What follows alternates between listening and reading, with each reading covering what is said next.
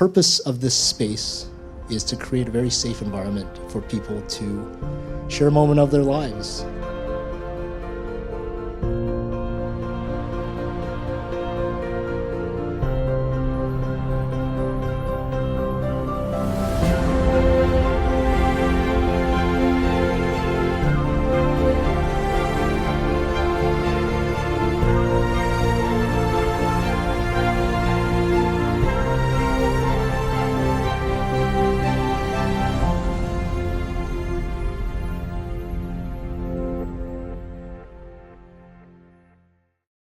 All the stories presented by the speakers are personal in nature, and some of them can encroach on dark topics as addiction, abuse, self-harm, and you may be triggered by this. And if you are triggered by it, there's a beautiful lounge in the back. You can go there, give yourself a timeout, ground yourself, and then when you're ready, you can come back and join us. Centrally located in the Richmond Auto Mall since 1984, Richmond Honda features a large selection of Honda certified pre-owned vehicles. Inside the showroom, Honda's newest models are displayed for viewing, and the dealership is staffed 7 days a week for financial consultation. Foodie World presents Philippine Street, featuring a large selection of Filipino foods, from imported non-perishable products to both packaged seafood and locally caught and very much alive. Foodie World is 75,000 square feet of worldly groceries situated in North Richmond. Located 1 block north of St. Paul's Hospital, Downtown Denture Center features complete and partial teeth restoration options. With 35 years experience, Anthony Chung offers mobile services and emergency repair consultation 24 hours a day. Downtown Denture Center, just off Nelson at 970 Burrard in the lobby of the Electra Building. Matatagpuan sa 104 and 138 na may higit sa 300 sasakyan, brand new and pre-owned, ay pwede niyong pagpipilian. Bago ka pa sa bansa, wala ka pang credit score, walang problema. Marami kaming selection from all makes and models, and all trade-ins are welcome. Higit pang impormasyon sa sirmitsubishi.com.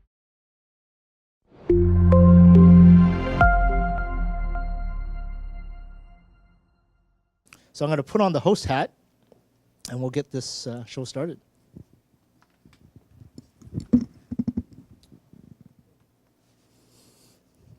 Butterflies are gone.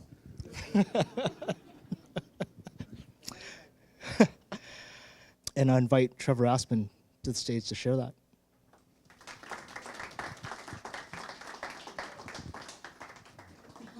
My dad invited the other 5 kids into the house to get something to drink. The hallway entrance was locked, so I had to go through my parents' room to get to the bathroom. I was in the middle of going to the bathroom, and my dad walked in.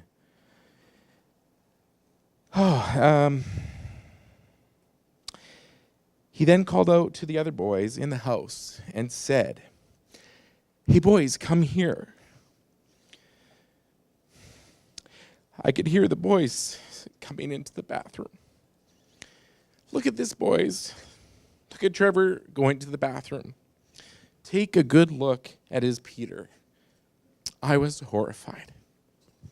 The boys came to my dad and gave him the weirdest look. They knew this was wrong. They had no interest in looking at me. They ran out of the room and went home. I was praying to God that one of the boys would tell at least one of their parents. I saw the disgust in their faces. Someone should have done something, but nothing was done. When I was entering my teenage years, I noticeably became bigger, and him noticeably, he was becoming older. My dad was raging against me one day in the kitchen. My dad was standing in front of a flight of stairs.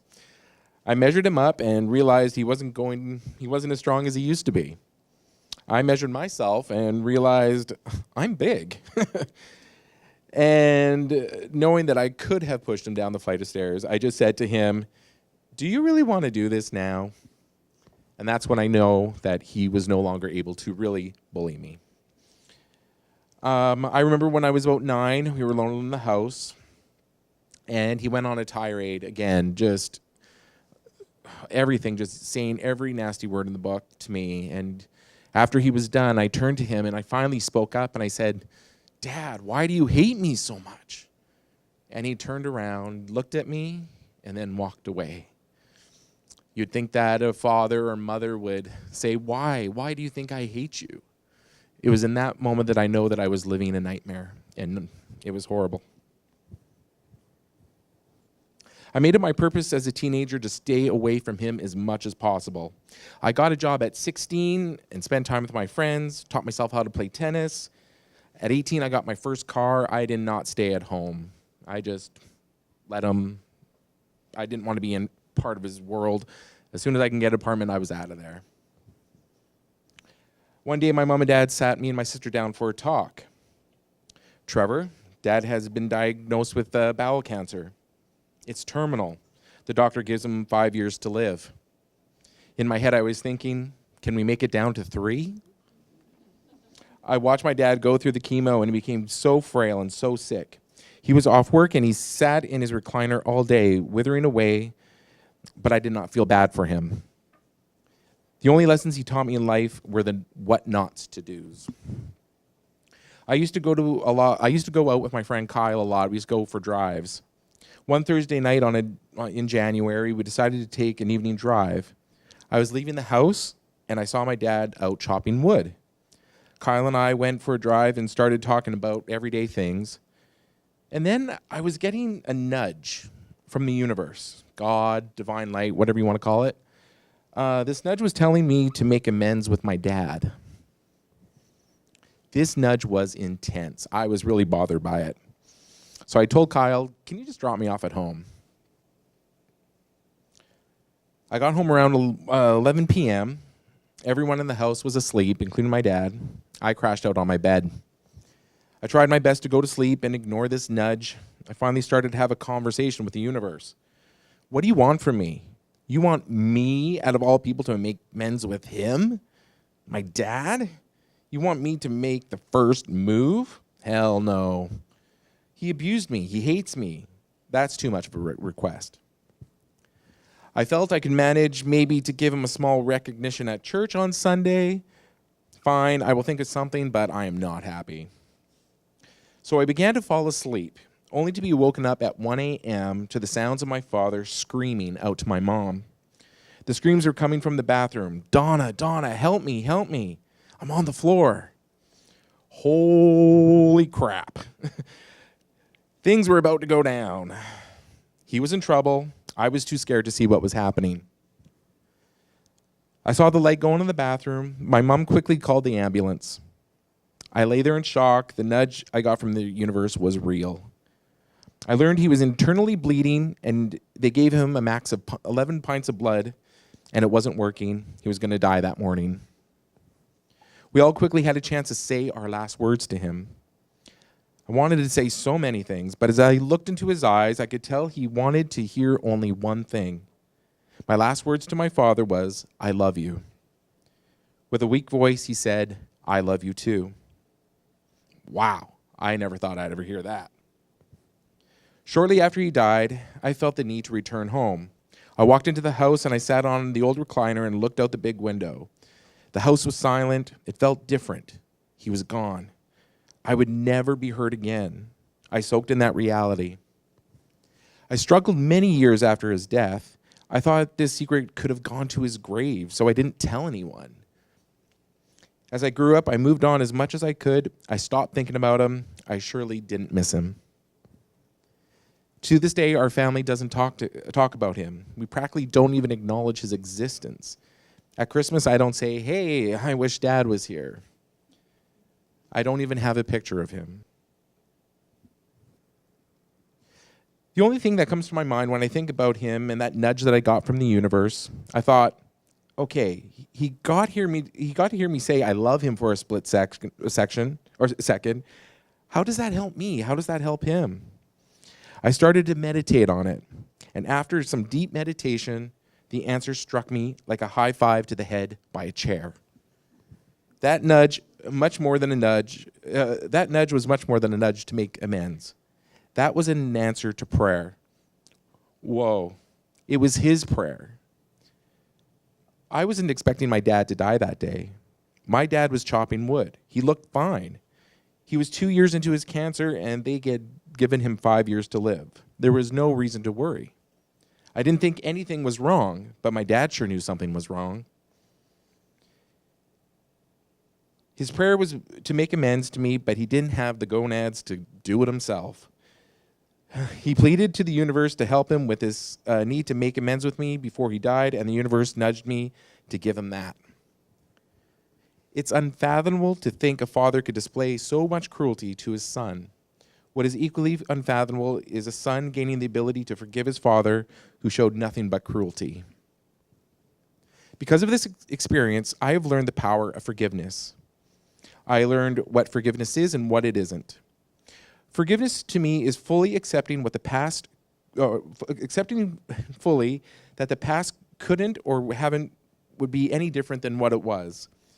Forgiveness to me is not condoning or releasing someone of the responsibility, but to own up to their transgressions.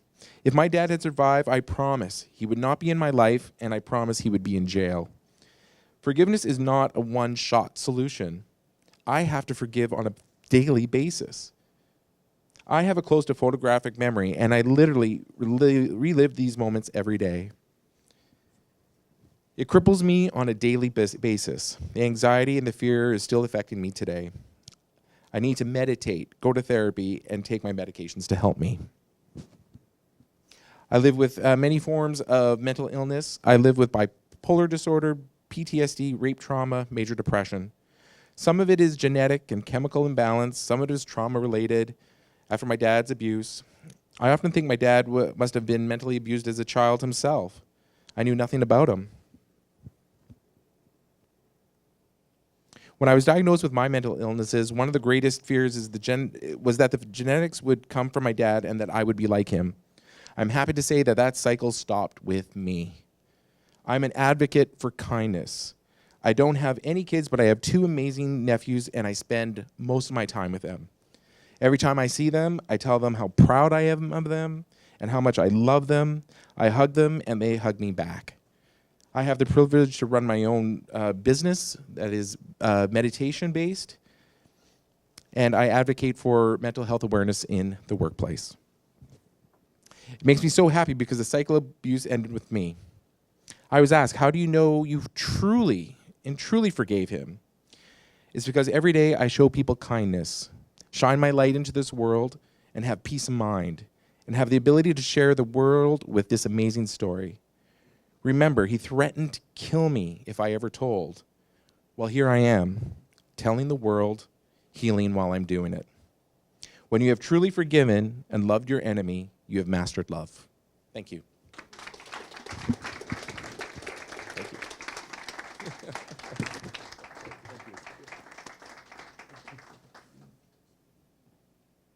I invite my next speaker, Karen Magill, up because she found out that when you lose everything, there is another option, and I love to learn what that option is.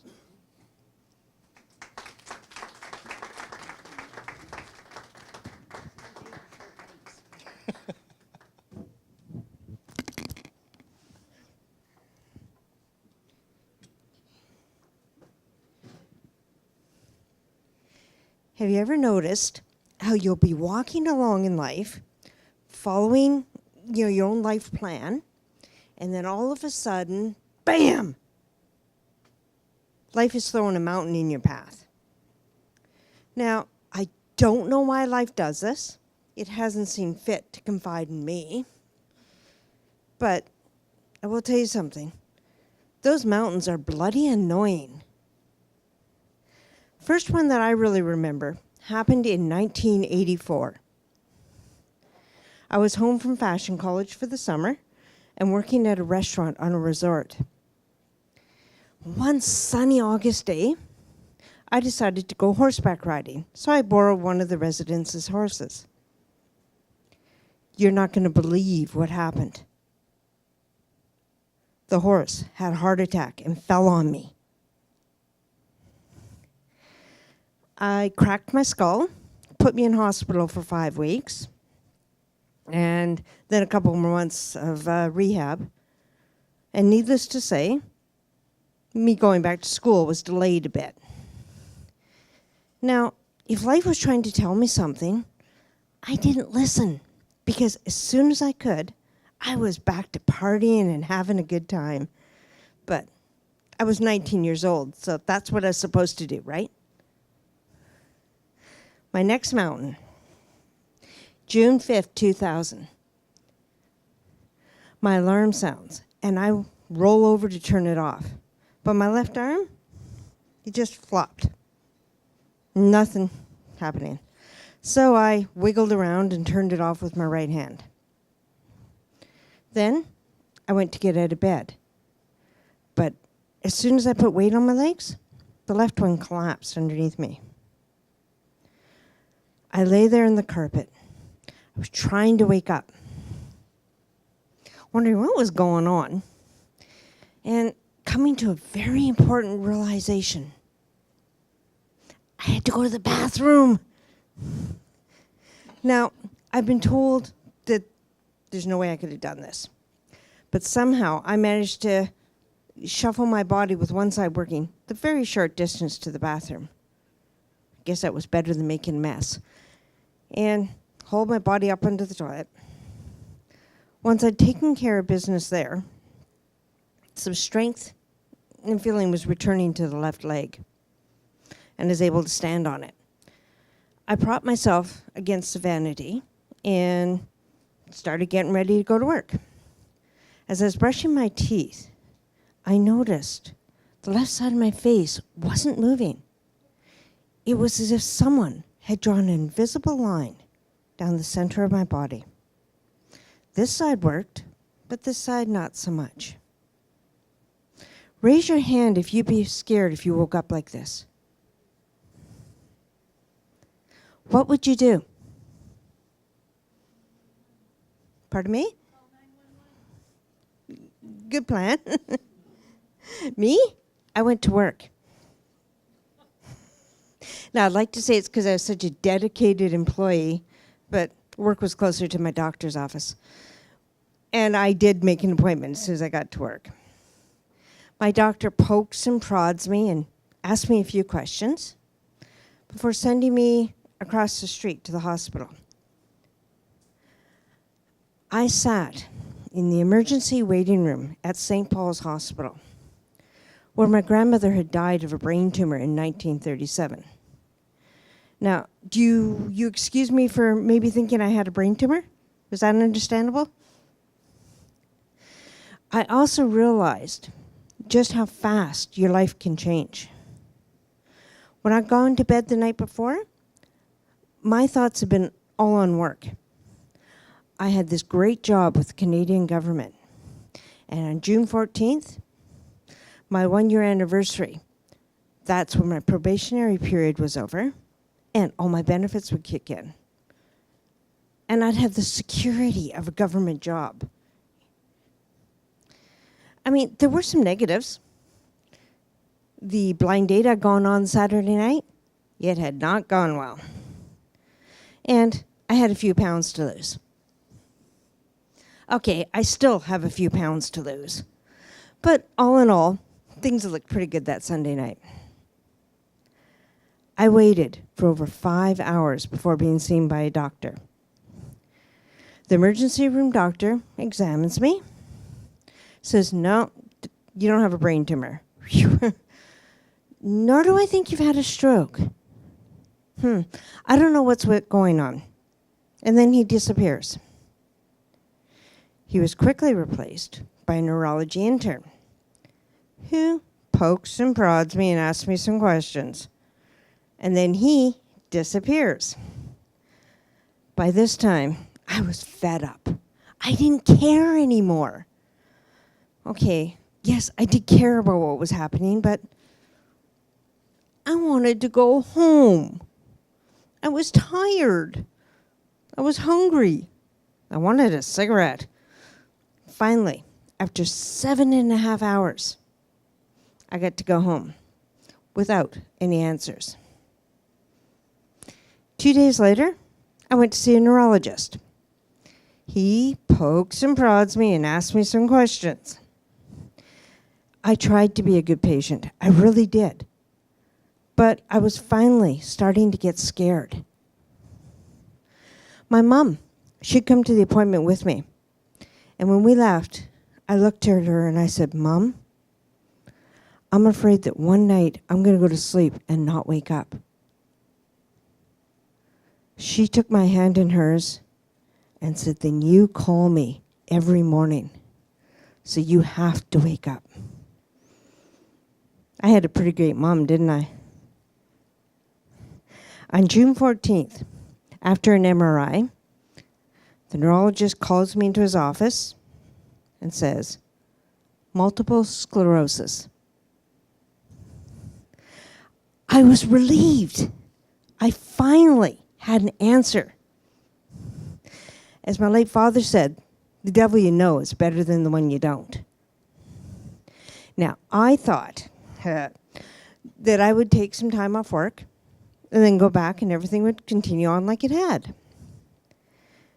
Have you heard that saying, "Man plans, God laughs"? It works for women too. I took some time off work, 5 weeks, and then I went back to my old schedule. One of the symptoms of MS is chronic fatigue.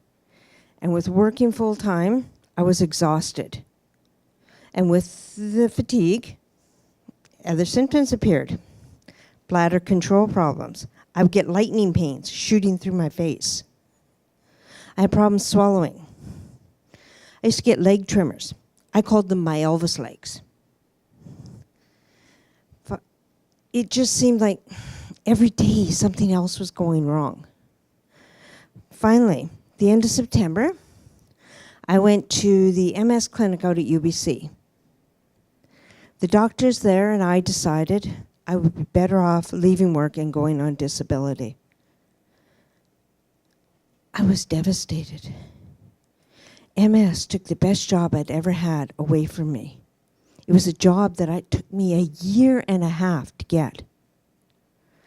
I was 35 years old and I thought my life was over. All I could see was me sitting alone in a one-bedroom apartment, waiting to die. That's not what happened though. Today, I am the author of 5 published books. The first, The Bond to Paranormal Love Story, has been translated into Turkish, won an award, and is being adapted to film. I'm a member of the Rick Hansen, thank you. I'm a member of the Rick Hansen Ambassador Program. I have a budding career as a motivational speaker. And I help people who have disabled themselves with debt get their power back. Now, I've been asked, how did you do it? How did I go from thinking I lost everything to now having all this? And for years, I couldn't answer. I didn't know, I did it. But finally, it came to me how it happened. Would you like to know? Okay, well, life is going to throw mountains at you. And when life throws that mountain at you, I want you to look at it. You stare at it, and then you attack it. One stone, one rock, one pebble at a time if necessary. Every day, do something. Just one little thing that's going to get you to your goal. Doesn't have to be a lot. Slow and steady. And what's going to happen is that one day you're going to look behind you and there's going to be a whole bunch of rubble there. And ahead of you, just beyond a little hill, your goal. Just there waiting for you to grab it. My name is Karen Magill. Thank you for listening.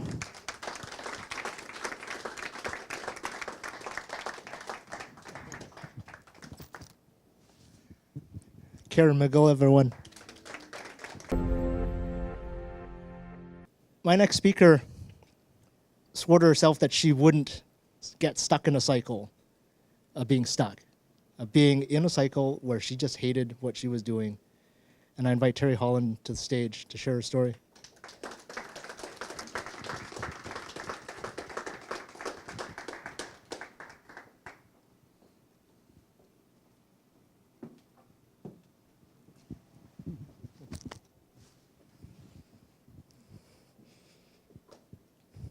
Thank you, Winston. Why do you do what you do? I said, well, I think people have a lot of potential inside them, and I want to help them to access that. I thought that sounded pretty good.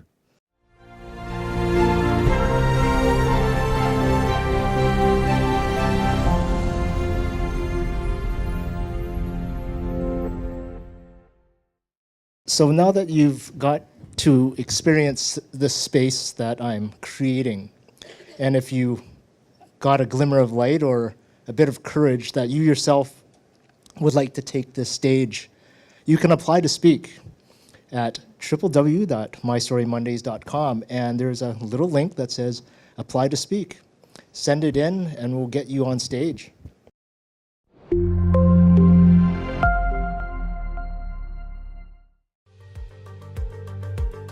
Models are on display at Freeway Mazda. New Mazda sedans, crossovers, and SUVs surround the facility, and fully loaded versions occupy the floor of the showroom. At Freeway Mazda, 154th Street and 104 Avenue in Surrey. Kingsway Sushi is an all-you-can-eat restaurant with a large selection of Japanese and other Asian cuisine.